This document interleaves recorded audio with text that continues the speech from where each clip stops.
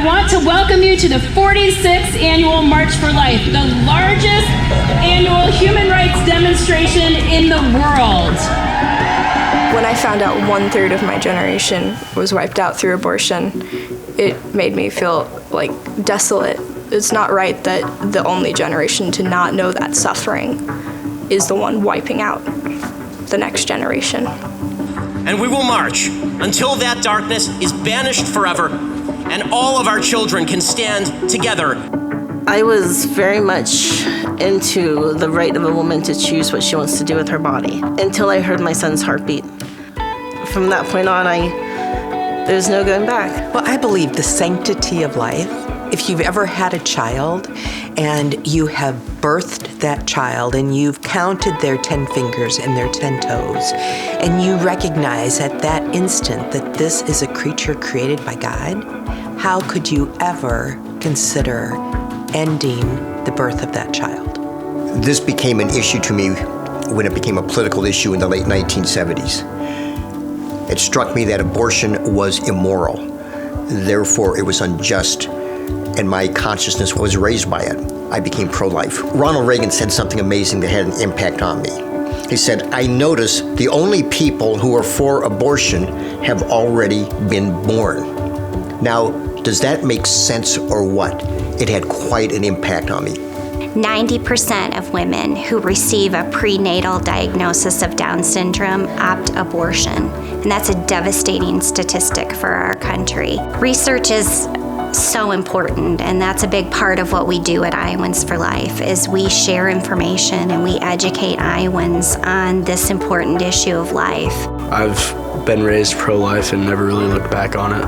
I think research and listening to people's stories really helps, especially the other side, to come over and be pro-life.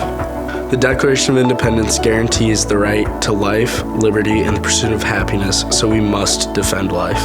It was still cool to see that many people that were pro-life and to pray a rosary with them, and to see that many religious, like sisters and brothers and priests and deacons, and they all processed in. I think the value of going on the March for Life as a pilgrimage is the incorporation of prayer throughout the march, and not just the march itself.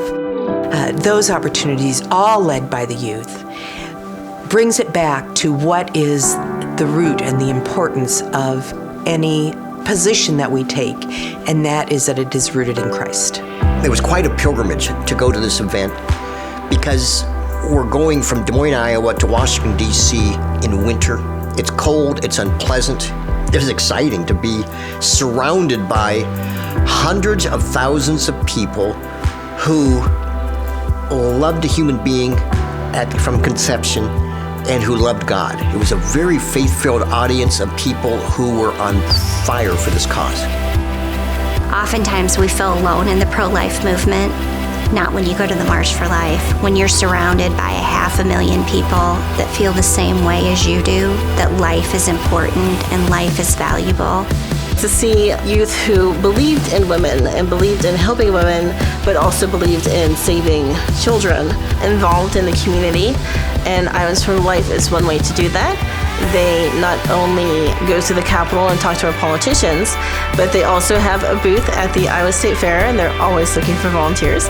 Human abortion is a tremendous evil.